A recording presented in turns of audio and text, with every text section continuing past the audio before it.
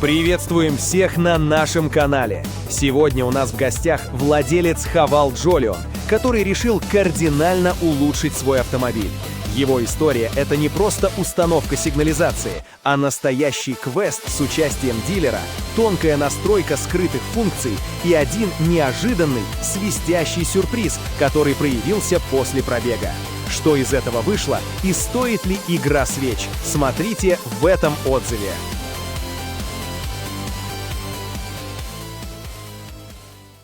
Расскажу о своем Haval Jolion. Вчера ездил к дилеру доустанавливать обещанные дополнительные опции. Ранее уже установили электропривод багажника, а теперь, наконец, поставили сигнализацию.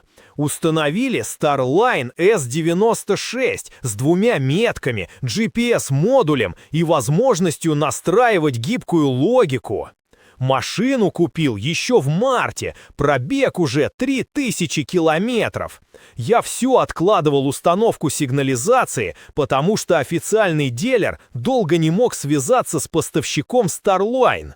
Им нужно было уточнить способы обхода встроенного чипа ключа в автомобиле. Я сам звонил в Starline и убедился, что официальный способ обхода уже существует. Однако дилер это категорически отрицал. Именно поэтому я ждал до последнего момента. Сигнализацию установили, и я сразу скачал приложение Starline Master для настройки гибкой логики.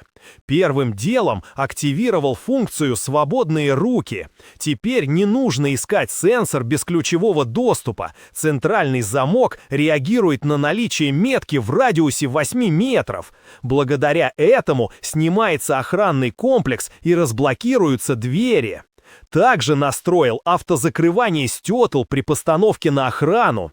Еще активировал подогревы при дистанционном запуске двигателя, но только если температура в салоне ниже 0 градусов.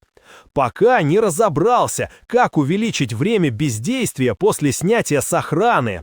Сейчас это 30 секунд, а мне этого маловато. Кроме того, поменяли кнопку открывания задней двери багажника на нормальную.